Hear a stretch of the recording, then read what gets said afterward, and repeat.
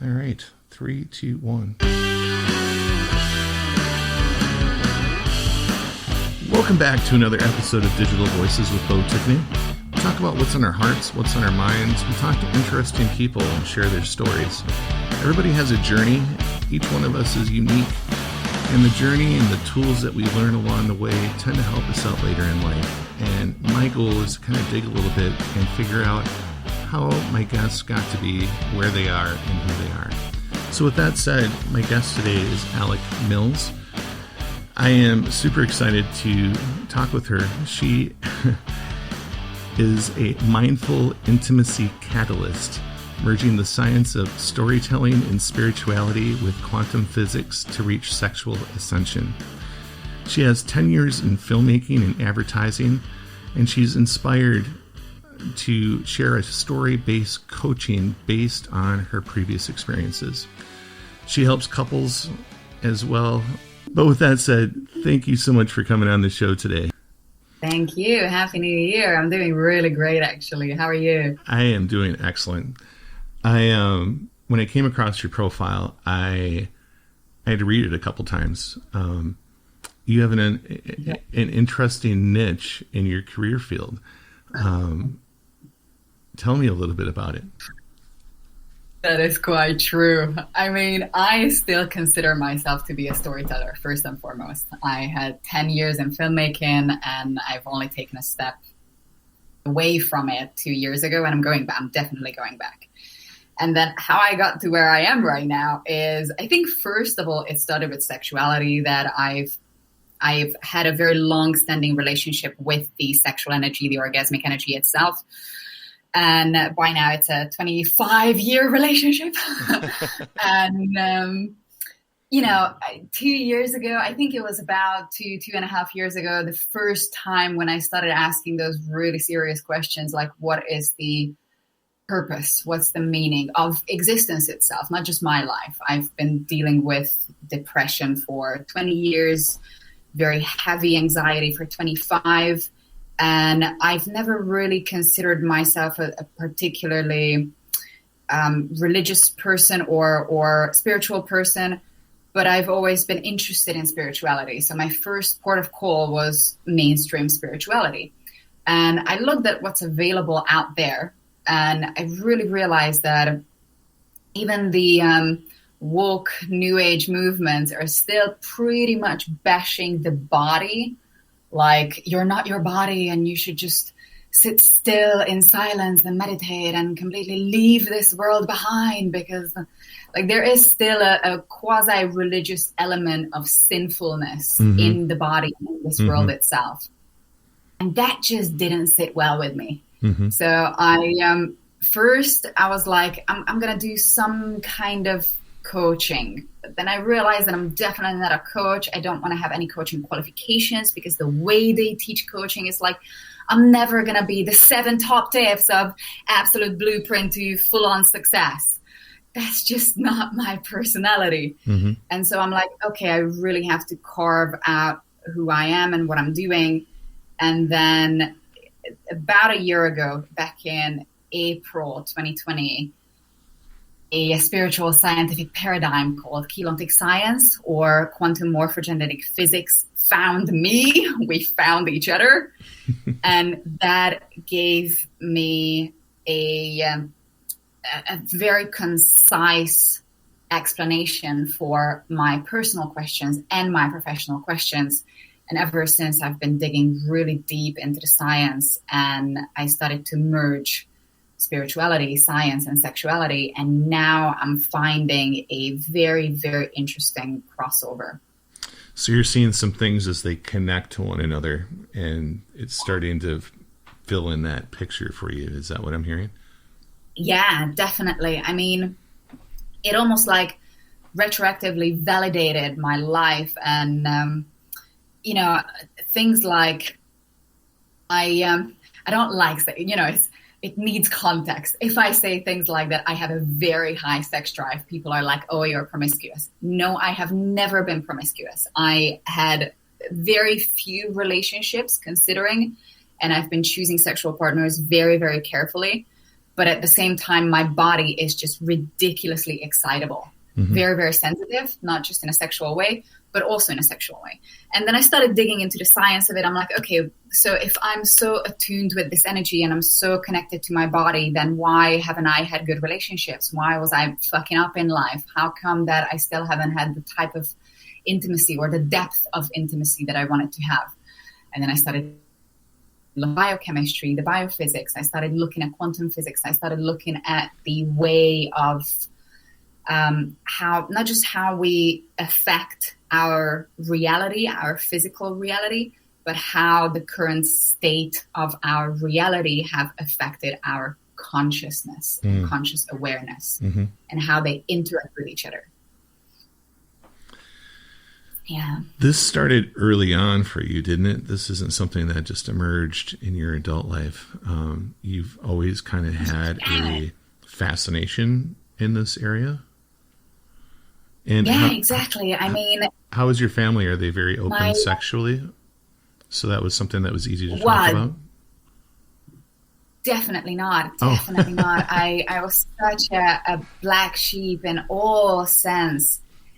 I mean, my parents were very repressed people, both of them dealing with very deep depression. So for a good 7-8 years, they were literally living side by side, not talking to each other. Like they were living like housemates with this passive aggressive, snarky attitude. And I still have a very tumultuous relationship with both of them because it really started to have a negative impact on my psyche and my emotional life. And I think sexuality was the only area of my life that I didn't manage to screw up. Okay. Every other area, you know, I dealt with like very deep anxiety, very, very deep depression. All my relationships were slightly tinted by just a lack of self-esteem, self-worth. And then that drove me into all sorts of addictions. And I was just deeply, deeply unhappy until I realized that I started to make boundaries between my sensitivity and other people's energy fields, other people's influence, covert, overt influence. It's not like they were manipulating me, but just by the beings that they are. It's like if you go to bed next to a chronically depressed person for 7 years, you are bound to be more depressed or more prone to feelings and thoughts that are relating to depression. And I had those relationships even later on in life because that was the foundation where I was getting my relationship models from. So it was sexuality and spirituality and science, like I'm super geeky about the science. That was something inherent in me. And to be honest, I was really happy about how this whole lockdown situation turned out because that was the first time ever in my life when I was physically away from everybody else for a considerable amount of time. Even like right now, I'm living in a house share. And even though I have a door closed, I can still hear, feel, sense people around me. Last year, I had the opportunity to be completely by myself for about 3 months. And that was the first time in my life when I've met myself. For that, I was taking on so much of other people's energies, feelings, ideologies that I didn't recognize. I wasn't absolutely sure about who I am, what I want. And ever since I was able to make those distinctions, everything changed. My relationship changed. My sense of self-worth, self-confidence. I've found myself. I have truly found myself. That's a process that a lot of people have that's not easy to take. How... You sound like you're well educated. Did you take a lot of psychology? Well, it's all homeschooling, baby. Okay. Well, you know what? Sometimes that's the best these days. Yeah, exactly. I'm self-educated. I've always had communicational jobs. I've always been a mediator or some kind of a diplomat. So I'm fascinated about different vocabularies. I've educated myself in vocabularies that are far from my natural inclinations. Like right now, I'm reading very heavy religious texts and religious philosophy, although I have nothing to do with them and I highly disagree with them, but I want to be able to communicate with those vocabularies. So I was just naturally interested in what translates for people so that I do the translation. They don't have to do the translation. So we overcome that first initial step of who are you? Who am I? I want to be able to start from a much more broad and welcoming common ground, because I'm able to speak the language of sports or science or religion or whatever. You make them feel at ease and comfortable being around you because you can relate to who they are. That makes sense. How did this develop into what you're doing now? I think I was standing on that was a pivotal moment in my life. I was standing on a soda commercial. I was working in advertising and commercial filmmaking. And we were on set for like 16 hours at that point in a darkened studio. And I'm like, I wake up in dark. I work in a dark studio. I go home in darkness. I work for stupid hours for absolutely stupid payment. And there's got to be more to life than this. And when I hit that point, I'm like, I love film. I love everything about filmmaking. I love being on set. But I'm so deeply unhappy with what I'm doing right now. If I look at my life, if I look at my circumstances, I don't have close, intimate relationships. I don't have healthy connections. I don't have love, like deep love in my life. And although I had the internal sense that I'm capable of those things, somehow my family background, my indoctrination, my lack of being able to overcome those initial thought processes and beliefs was just holding me back from actually being who I thought I was. I had a completely different internal sense than how I was acting in the world and how I was relating to people. I was incredibly cruel because I was in a relationship where my partner was taking on a categorically victim role. So I slipped into the bully. And I'm like, I'm vicious. I'm venomous. I hate myself. And I knew that there's so much kindness in me, but I wasn't practicing that kindness. So how can I say that I'm a kind person when I'm shouting at someone? And I just had to take a step back from life, from a career, from society for a while. And I just really had to figure out what's important for me, because it was just not worth going on like that. I'm like, I could carry on, but why would I? And then I started looking for actual reasons that make me feel connected, make me feel happy. How was it like being isolated for 3 months? Was it a shock at first? And what were I don't think that discovering yourself happened right away. What was that process like? Yeah. I mean, the entire self-discovery process started something like 7 years ago. I was born in Hungary and I did not gel with the country or my family at all. So I left Hungary about 8 years ago. And I said to myself, just out of sheer self-protection, that I'm not going to go back. And that was the first moment when I felt like, first of all, that I have to take care of myself, and second, that I don't know how to. And then for years, I was just like, yeah, just get a job, just whatever. It doesn't matter. Just get by, just make money. You will be fine. And then about 2 years ago in that soda commercial, I'm like, nope, I am categorically not fine. And then I broke off or stepped out of a 5-year partnership at that point.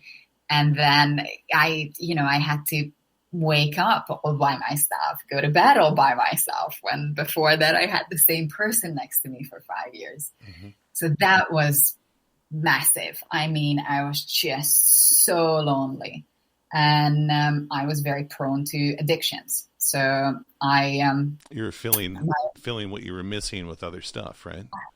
Yeah, I did not enjoy sobriety at all. I did not enjoy my life sober. I was, my body is really sensitive to sound, vibrations, energies. So on some level, I was always in pain. Sure. If not psychological, then some kind of physical pain. Just like that hypersensitivity getting to you. Yeah. Sure.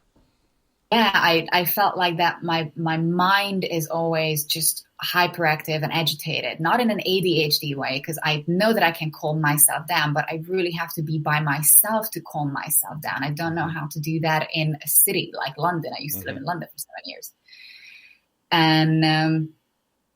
And then I moved to Ibiza about 18 months ago, something like that. And then last summer, I was just able to rent a little house, a little casita, and it was in the back of another house. So I wasn't completely in the middle of nowhere, but I had the option to just shut the door and live by myself, not communicating with anybody else.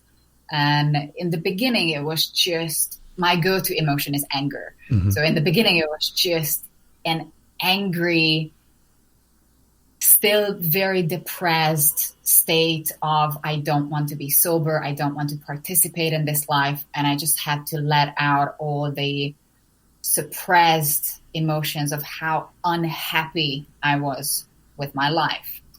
And then that went away. And then I got to meet myself for someone kind, someone generous, really deeply caring. And I'm still looking at myself like I have this almost like parent-child relationship with myself. There's a version of me looking at myself being like, oh, she's so cute. She's so fine. She's going to be all right. While the other part of me is sobbing on the floor being like, I cannot take this anymore. Mm-hmm. So I had that dichotomy of, I know that I am okay and I will always be okay.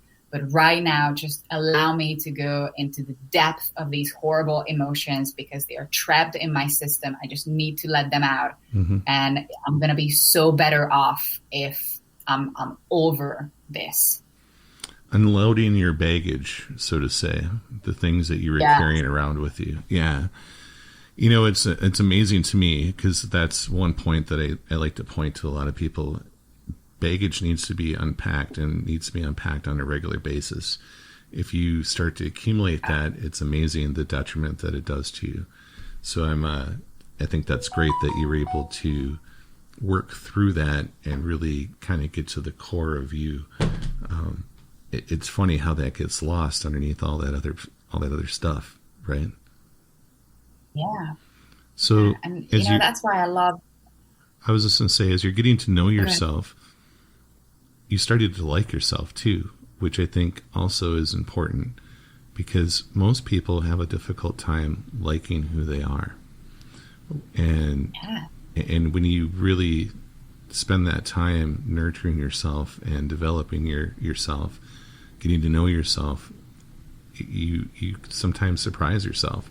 I know for you said earlier on, you were difficult to be around. You were the nicest person. And all of a sudden you found something really soft and gentle inside of you. And by the smile I can see, that was probably priceless, right? Definitely. I mean, for like 24 years, I was genuinely walking around on this planet claiming that emotions are bullshit because I was in so much pain that I did not want to feel.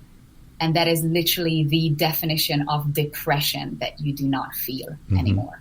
There's like this glass wall between you and the world that you can see it, but you don't touch it. You cannot really reach any emotional states. You don't have real connection with anything. You're just apathetic about everything. And I really felt like that I was suppressing my feminine side. You know, my father was a very emasculated man, so I never had a masculine figure in my life that I could feel safe next to. So I've become my own masculine figure who takes care of myself. And there is a healthy balance between the two.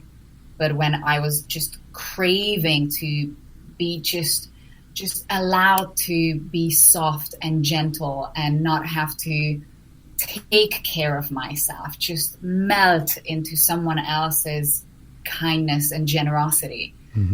It's a tricky process to do both of those things for yourself. So for a very long time, I was completely withholding my feminine, softer side because I just felt really unsafe. I didn't feel like I have the support system or the guidance system that if I fall, there's nobody there to catch me. Right. You hit on something a little bit ago, which was balance. How important is keeping balance in your life? I'm a very eccentric person. I'm a very chaotic person. You know, I've moved countries/continents 3 times in the past 7-ish years. And that means that I literally pack up everything and I live out of a suitcase and I start everything all over again from the ground up in countries that I've never been to, have no connections in, and I have to establish everything from the get-go. And I pretty much, I mean, I'm not saying all the time, I had my crashes, but my natural personality is just living life 100 miles an hour. And it's not always healthy emotionally. And now I'm learning to balance in a more chunky way, that I'm never going to be the person who has a daily routine or who can keep a schedule, but I can do chunks of time. So right now I'm in a very masculine phase of my life again, which means I'm productive, I'm outgoing, I'm outspoken, I speak with, like right now, this is a very masculine energy that I'm giving off, but I'm loving it. The past year and a half was very feminine. It was all going with the flow and just surrender. And if it's not going to come together today, or if it's not going to come together the next month, then it's fine. Then it's so be it. This is how it has to be. Just allow it to be what it is, you know, and all those energies. Like I'm living on an island. It's a very feminine island. So it was very easy to just soften into those energies and nurture my emotional side, nurture my internal needs instead of my external necessities. Right. And that, to me, that timeliness in balance is the new thing that I'm practicing, that it's okay if you have a few months of this and a few months of that, if they balance out instead of high highs and low lows. I got stuck with the idea of balance early on for my life, and it was using it as an example because, you know, as you're rolling through life, if you will, if you're not spherical or if you're deficient in some area, you don't roll through life so easily. It's very off kilter. It's bumpy. It's unpleasant. And so for myself, I try to, not on a daily basis, but at least, you know, a few times a year or a month or something like that, I try to look at things and try to make sure that I have balance in my life, because before I learned that, my life was so chaotic. So I can relate to what you're saying. And I love the rolling thing. I'm a very tactile person. I'm very, like, my thinking is very geometrical. I flap my hands around like crazy when I talk. So things like rolling through life really speaks to me. Yeah. So these things started to come together for you, and it started to give you some insight on life and love and relationships. What made you make the step to getting into helping couples as you are now? One of my first ever conscious memories, and I mean, it's not a memory, it's more like a feeling memory, that I'm looking at my own mother and father and I'm like, this is not how people should treat each other. This is ridiculous. And I felt so much sadness, but I was a child. I was completely powerless to do anything about it, or at least I felt powerless to do anything about it.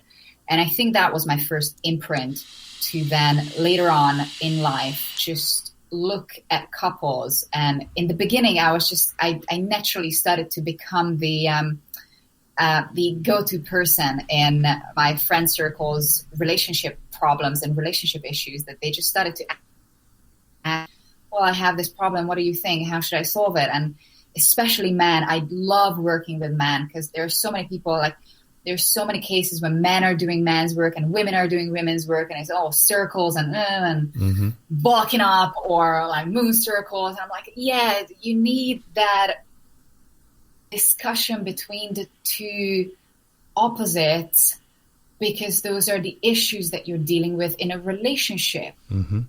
You can do so much about yourself, but when you have a problem between the two of you, I genuinely believe that it can be solved much better when you have the, not necessarily the opposite sex. We have a sexual essence. You can, regardless of your gender, you can have a sexual inclination, whether you're more feminine or more masculine in essence. Sure. So different essences, when they come together, that can bring about just a whole new way of understanding each other, or way of communicating with each other.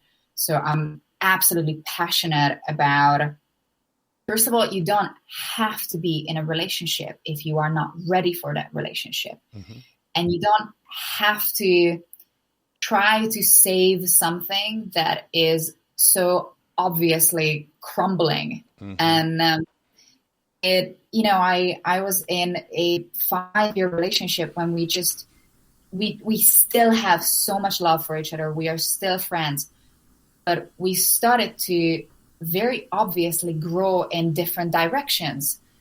And because we didn't want to give up on the relationship, we sacrificed both of our individual development. Mm-hmm. And those are all imprints for me that I'm like, if you have something in you that wants to grow together, let's find that. But if it's so obvious that you want to grow separately, let's not try to squish two people together who are not happy with each other. Mm-hmm.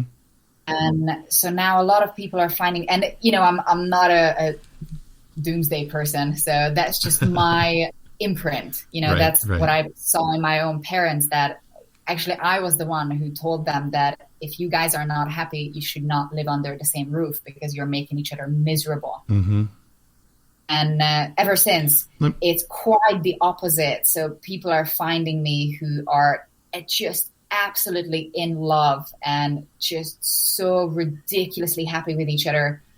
But they have sexual issues with sexual expression, with self-esteem, with sexual abuse, with all sorts of physical traumatic experiences. So they love each other so much, but there is something physically that they cannot express or overcome. Mm-hmm. I wanted to ask, and I want to kind of dive a little bit more into what we're talking about now, but I don't want to pass this opportunity up. I've traveled a lot internationally, and countries vary, customs, regions, and it's quite a drastic change, especially if you're not from there.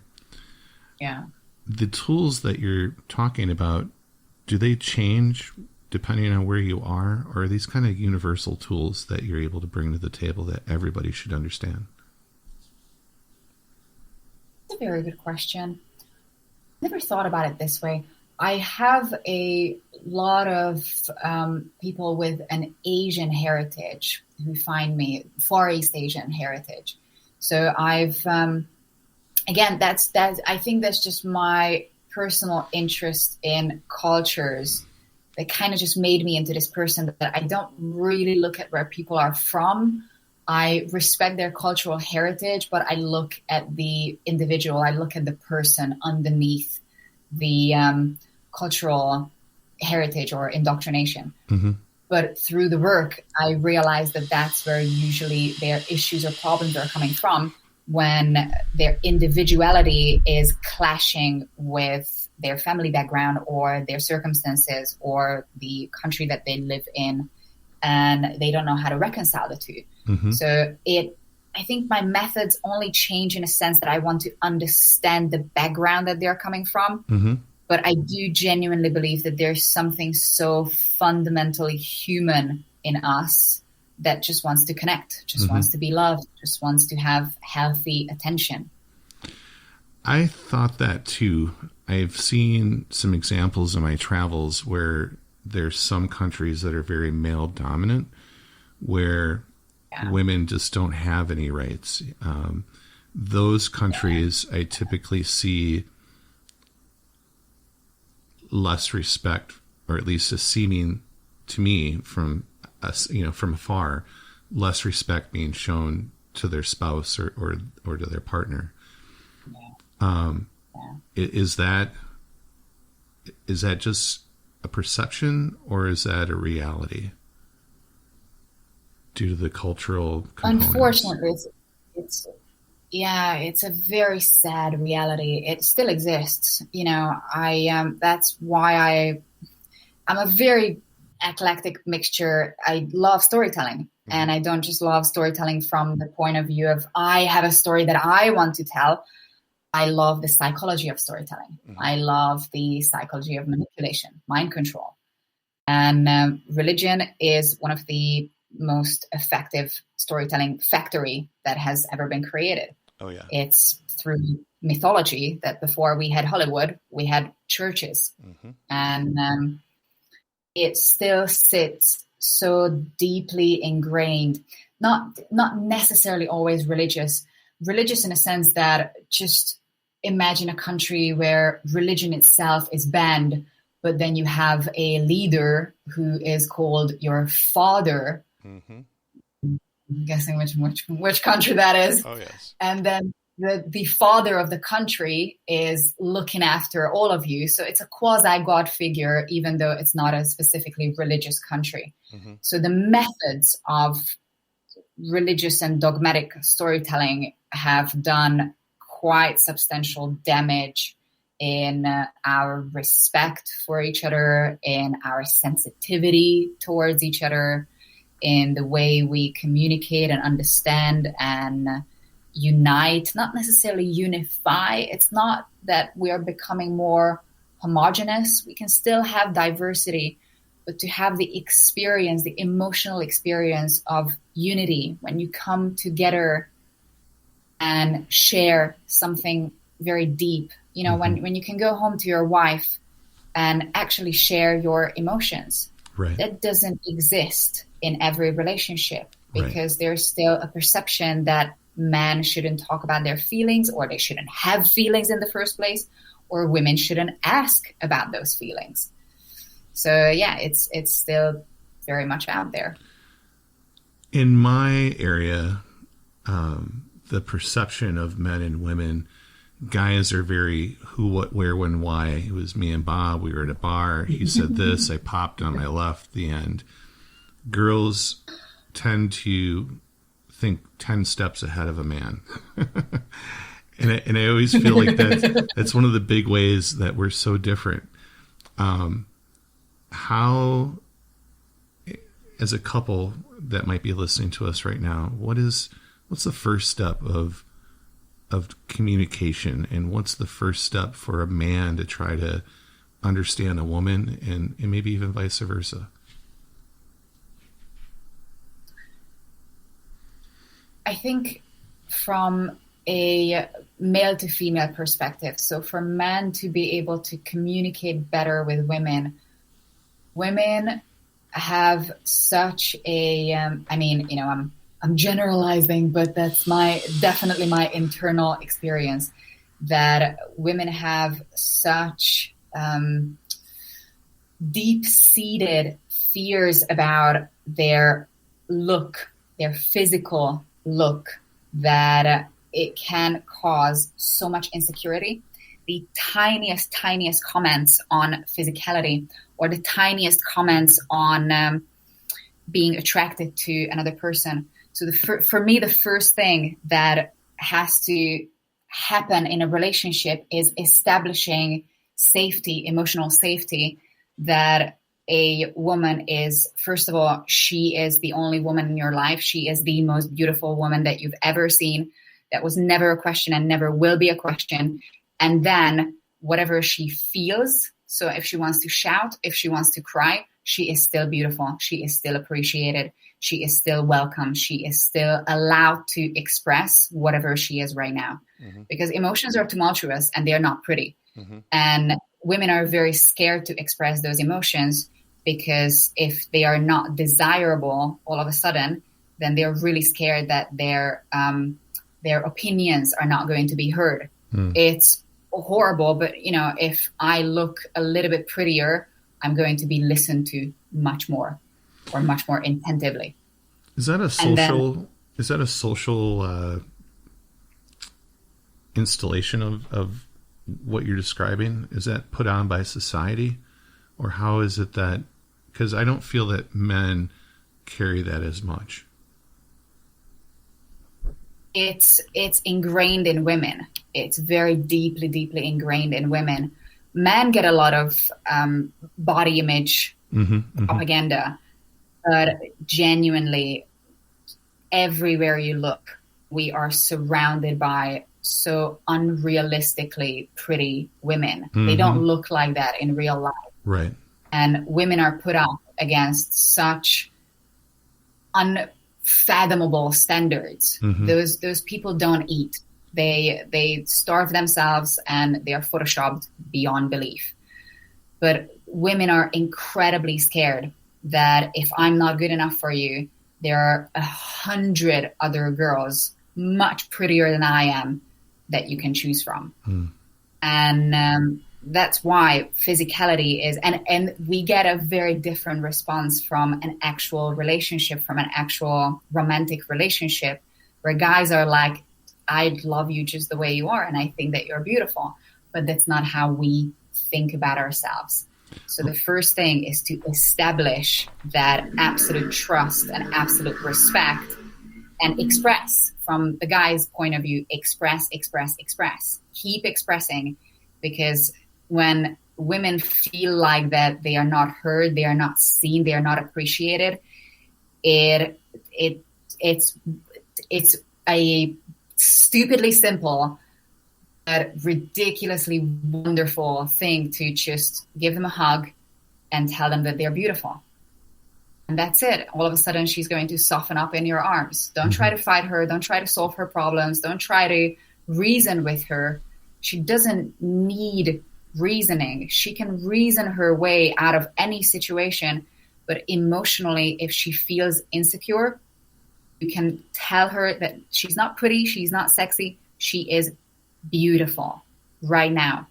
Being angry, crying her eyes out, she is so beautiful. And that will melt her heart. And then the other way around. The validating and reaffirming is kind of what I'm hearing, right? It is. Yeah. Yeah. I'm following you. Go ahead.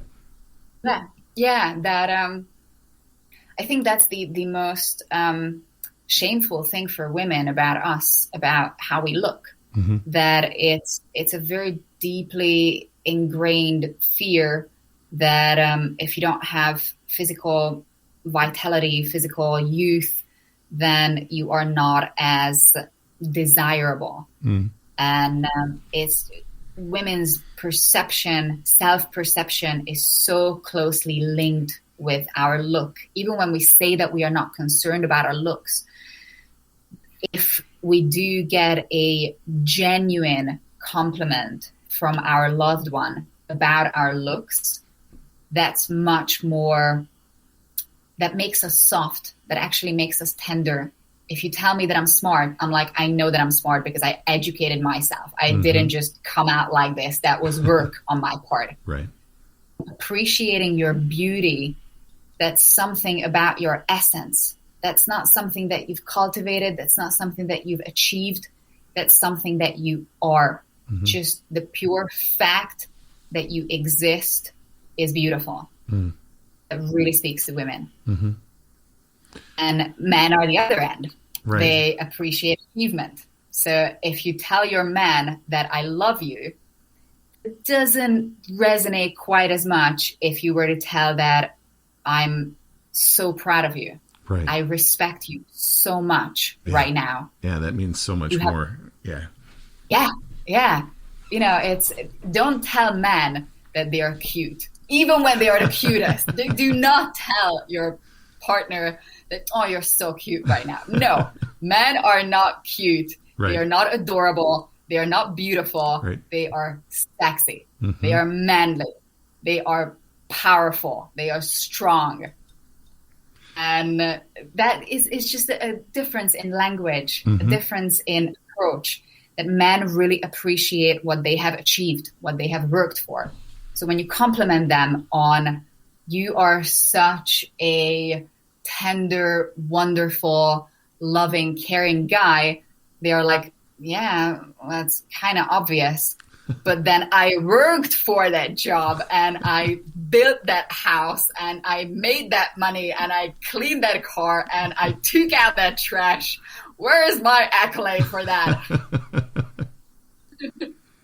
Let me ask you a question. So one thing that always puzzles me is I love to dish out compliments. I like to tell someone that they're beautiful, and I do that all the time. There's some women that I've met that cannot accept those compliments, and it makes them so uncomfortable. How does a guy deal with that? Patience, a lot of patience, a lot of kindness, and it's an emotional fine-tuning that there's so much unwanted sexual attention that women are objected to, especially on social media, but, you know, the old-fashioned way of still catcalling still exists. And it's the fine line between, if there is mutual attraction, then it's called flirting. Mm-hmm. If there is no mutual attraction, then it's harassment. Oh, that is the only difference between the two. Mm-hmm. So it's the understanding that... If you're in a relationship with your partner, and that's what I'm talking about, and you try to tell them that they're beautiful, but they're always like, meh, or they blow it off, or they just become very uncomfortable every single time. How do you break through that? Patience again. And I will circle back to it, that it's the taken out, like very fine tuning where you are coming from with the compliment, mm-hmm. taking out sexuality from it.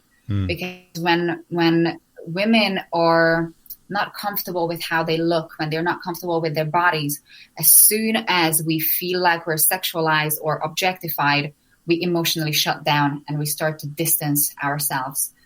And when you express, that's why I was using the word beautiful, because pretty is childish, sexy is sexual. Right. Beautiful, there is something about it that is innocent, pure. Mm-hmm. So when you compliment a woman in situations when she doesn't think that she's beautiful, when she's not sexy, not when she's dolled up, no, when she wakes up, when her hair looks like shit, that's when she's beautiful. When she's brushing her teeth, that's when she looks beautiful. And I think just coming from innocence, that childlike awe and wonder, that she really struck you. Like, you're not saying it because you're the husband and that's part of your job to make her feel beautiful, mm-hmm. but that you're genuinely taken aback by having this beauty in your life. I think, guys, it takes a long time for us to get past the sexual drive that we're born with and realize that there's the emotional component that we need to attend to for our significant other woman, that is super important to meet her needs. We're built differently like that. what's the best way for a guy to start making some baby steps so that he can make some changes? You know, every woman loves every man loves his woman. And at the end of the day, we really want to make them as happy as possible. But it's that connection, men versus woman, that is difficult, because guys are very sexual, to the point where it's almost an afterthought of the emotions and the other things that come along with it. Yeah, I mean, I might not be the best person to ask in this because I am very sexual. So it's like, for me, it's absolutely indivisible, the two. But I think it's if you just try to take a step back and look at the person who's in front of you, try to look at, and I don't mean in a sexualizing way, but try to look at her as a child, as a little child. At some point, child got hurt, mm-hmm. and whatever did not clear out of her system, whoever that little child is, if she hasn't grown out of that fear, out of that pain, it's usually something around either abuse or neglect. Mm-hmm. If she hasn't gotten enough attention, now she doesn't dare to ask for attention. Maybe she doesn't know how to ask for attention, or maybe she's really afraid that she's going to be rejected. So women are usually going into sexual situations feeling really uncomfortable, really unsafe. But we go into it because we think that that's our way to get the kindness, the love, the tenderness. Mm-hmm. And it's the same thing with guys. I think that sex is so much more enjoyable when there is love between the two. Absolutely. So for women, it's just a little extra step to consider that it's not that they are broken. All of us are carrying imprints from our childhood that we got less attention than we wanted, and we got a slightly colder and more hostile treatment than a child should have gotten. Mm-hmm. All of us, each and every one of us. So just take that into consideration, that if you make her feel safe first, she will be yours. That's the biggest difference between masculine and feminine energies, regardless of gender. Can you say that one more time, just so that people hear that? Because that resonated with me. If you first make her feel safe, safety is first, mm-hmm. then she is willing to give herself to you. Mm-hmm. The feminine essence is by nature a receiving essence.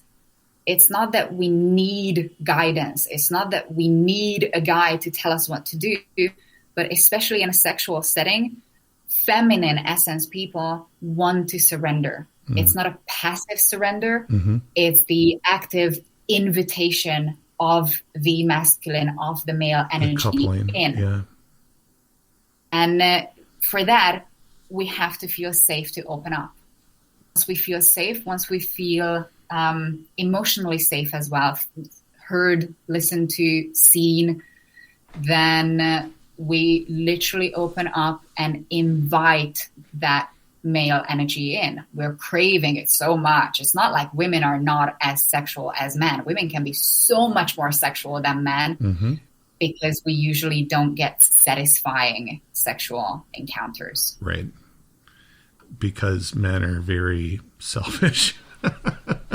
No, it's just or do they not know how to please? I don't know. It really is just physicality, that for male sexual organs, it's much more easily excitable than female sexual organs. So they take a little bit longer. And when females are emotionally shut down, then they are going to be focusing on mental things. They're going to be worrying. They're going to be either worrying about some chores, some bullshit, or they're really going to be worrying about their bodies, how they look. Right. And when there is that tension, when there is that fear in the body, then they will not allow themselves to be pleased. Mm-hmm. It's not that guys are selfish. It's just pure friction that it's a lot easier to excite a male body than a female body. Mm-hmm. And, well, I mean, again, depending on the person. Of that, but that's why that, usually people who are working in the field of sexuality, they're coming from a background of abuse. So it's like, I have been abused. This is how I heal myself. Now this is how I heal you. Mm-hmm. I'm coming from the background of I've had pleasure, I've had more pleasure, and now I have absolutely transcendental pleasure. So that's what I want to teach, that it doesn't have to be trauma. It doesn't have to be doom and gloom. Mm-hmm. It can be just fun. The first thing I do is I literally listen to their stories. Mm-hmm. I listen to their entire sexual history as individuals, because I don't just listen. I don't care about the facts. I couldn't give less about the facts, but I listen to the way they express themselves. I listen to their language patterns. I listen to the thinking patterns behind that. I listen to their sense of self-esteem, how they describe themselves, how they identify themselves. Because when we formulate an identity, we would do anything and everything to protect the integrity of that identity. So it's a lot easier to change a behavior than an identification. If I say that I'm a person with addictive behaviors, then each and every day I have a choice whether to act in an addictive way or not. Mm-hmm. If I claim that I'm an addict, it takes out that constant decision making, and it's just a shorthand to I'm an addict, so I act in an addictive way. Mm-hmm.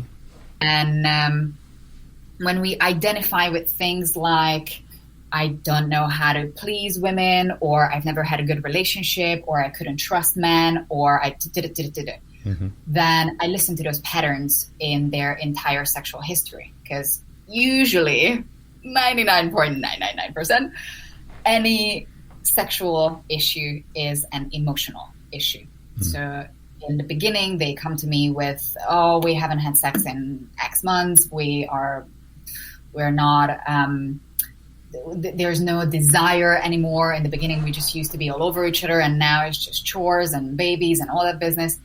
And I'm like, okay, so how come that you don't have desire for each other anymore? That's passion, that's drive, that's a thirst for life, that's love, that's giving yourself to your life. Mm-hmm. Where did that go?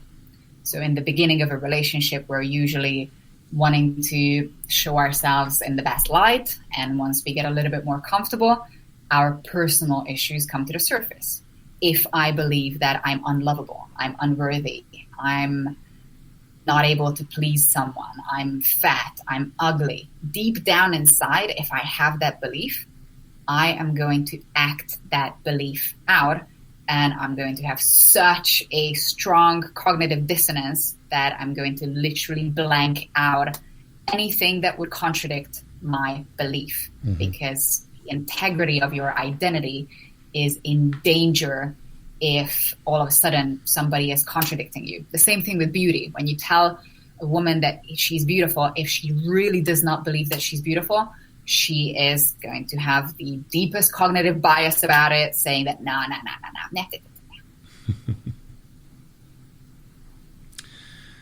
Yeah. I find that your journey and the things that you've gone through have really shaped you, and may I say maybe your own sexuality with the things that you've went through created this niche that helped you, and like you said, now you're able to use those tools to help others. That's an amazing thing. I think that for everyone, discovering sexuality isn't something that we're necessarily born with, and it's something that takes a bit of exploring and self-awareness and figuring out who you are. Like you took that 3 months, it's there's so many people that skip that step and they go perhaps one relationship to another, and They never take that time to figure out who they are. And they rely on perhaps being in the relationship to find their self-identity, which is completely the wrong thing to do. So I think what you're doing is really positive. In the time that you've been doing it, what was the biggest eye-opener? What's the thing that you've learned that was maybe surprising or maybe not? Maybe you knew it already.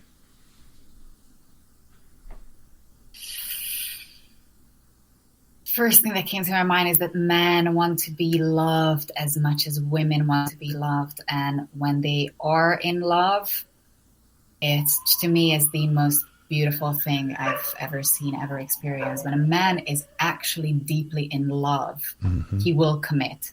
So all those, men are just players and all, because they don't love, because they are not in love with their partners. That's the only reason. That's it. And we don't have to be in love with our partners, and we don't have to be in a partnership. We couple up usually for reasons of not wanting to be alone and not knowing how to love ourselves. I would like to think that I think a lot of guys don't know how to love. Yeah, I think part of that is we didn't see it or experience it growing up. And if you grew up in that situation, like perhaps yourself, how did you learn how to love after you went through that? Oh, I know I'm trying to be difficult. I think innocence is the best word for it. That for me, love is such an innocent feeling that, although I become a very sexual person very early on, so it's not like I was innocent until whatever. But for me, love is that connection before anything and everything went wrong in your life. That initial childlike, wide-eyed enthusiasm when you did not suspect that people might want to hurt you, or that love might hurt, or that you should not feel, you should not allow yourself to feel, or you should not allow yourself to open up and be vulnerable. When we have our first big breakup, then you're like, I'm never going to love again. Well, you are, and you want to. And it's really damaging if you keep saying it to yourself that you don't know how to. That self-prophesying thing, right? Yeah, exactly. When we shut down one feeling, we start shutting down all other feelings. So even when you say that I don't want to be angry, a lot of men find me nowadays who are really afraid of their masculinity because they had an abusive father and they've seen abuse so close up that now they've told themselves that I'm never going to be like that. But then that took away something from their masculinity, and now they're finding very masculine partners and they feel very emasculated because they're very scared that expressing masculinity would immediately mean anger or aggression. So when you shut down one emotion, you start shutting down all the emotions. If you don't want to be sad, if you don't want to be afraid, if you don't want to get angry, frustrated, then you are stripping away love, tenderness, joy, happiness, pleasure, step by step. It becomes empty at that point when you strip it all away. And it's hard when you're in that type of relationship. So, conquering that early on saves a lot of trouble. I mean, for me, learning to love myself was part of learning to parent myself. That I really had to be okay with, it's not just that I didn't have caring or loving parents, but that I did not receive love for a very long time. I'm a very tactile person, and I spent a lot of time completely by myself, not touching anyone. I didn't realize how much I was missing it and how deeply unloved I felt, because when somebody told me that they loved me, but they never touched me, I felt deeply unloved. First of all, very, very gently and tenderly giving myself that love, being more kind to myself, touching my own body more, not just in a sexual way, but just being really kind with my body. That really helped me. You really stated something important. It doesn't take someone else to touch you. Becoming comfortable with yourself, touching yourself, sometimes that's really hard to do, especially if you haven't learned to love yourself yet. So it sounds to me like that's one of the biggest hurdles, is just being able to be comfortable with yourself, right? Loving yourself. Yeah. I mean, again, back to the female thing, I was looking at myself in the mirror, and I've always had the feelings, but I never admitted to the feelings that I don't actually think that I'm beautiful or that I'm pretty. I actually criticize so much of my facial features, my body, that I'm actually really cruel to myself on the inside.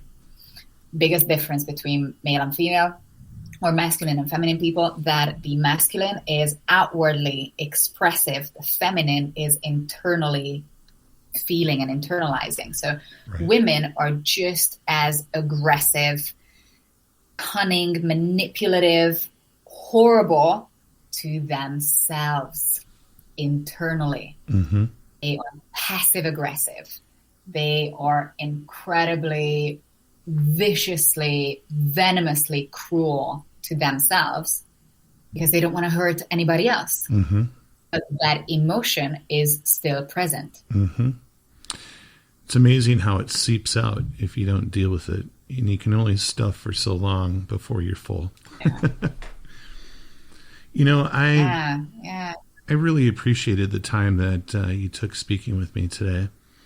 With me too. It was really good. It's been great. If you're interested, I'd love to have you on again and have more talks. This has been eye-opening and I think important for people to hear, because all of us have a relationship, and the better that we can get in communicating and understanding our partner, the happier our relationships will be, and hopefully our lives as the trickle-down effect happens. I would like to give this opportunity. Is there anything that we haven't talked about that you kind of want to just put in the mind of the listeners when it comes to relationships, sex, partners?